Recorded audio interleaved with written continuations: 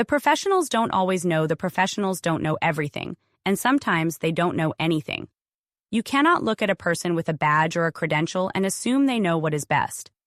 You can look at them, ask for their opinion, and then validate it on your own. I'll tell you a quick personal story. I used to know a woman who was in the medical profession, and when the events of 2020 hit, she was on the front lines administering the vaccine. Not only did she get it, she gave it to many others. Where's the problem with this?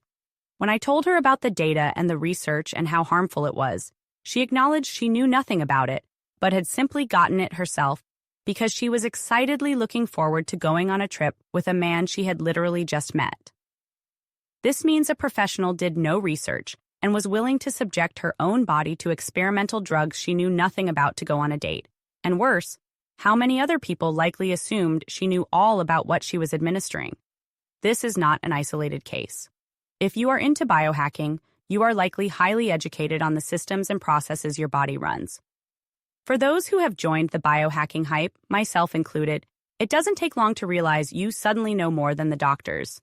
You go into a visit with your GP, and you're educating them, not the other way around. How does that happen? I'll tell you exactly how it happens.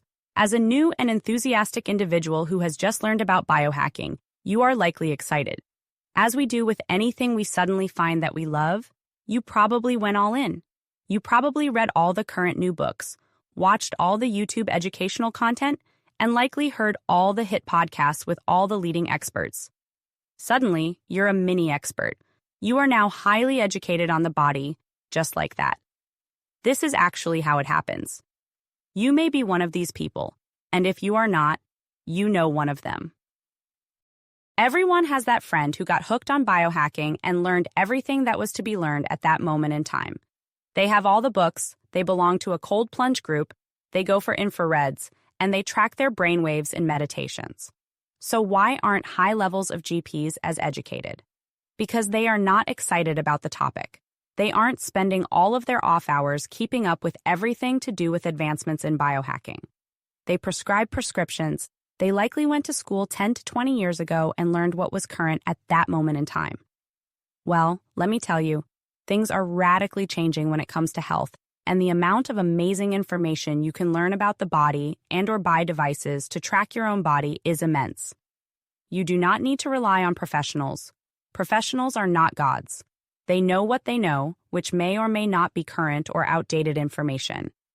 As I said, they are to be consulted, their opinions are to be asked, and then you must take responsibility and validate the information you receive. And even then, you should grill them, ask them a ton of questions, and make them prove to you they know what they are telling you is knowledge, not simply facts they are reciting off a pamphlet. If they can't answer you or they stumble to think of the answer, that's your sign. Move on, find someone more educated and more knowledgeable, and then ask their opinion and validate it yourself.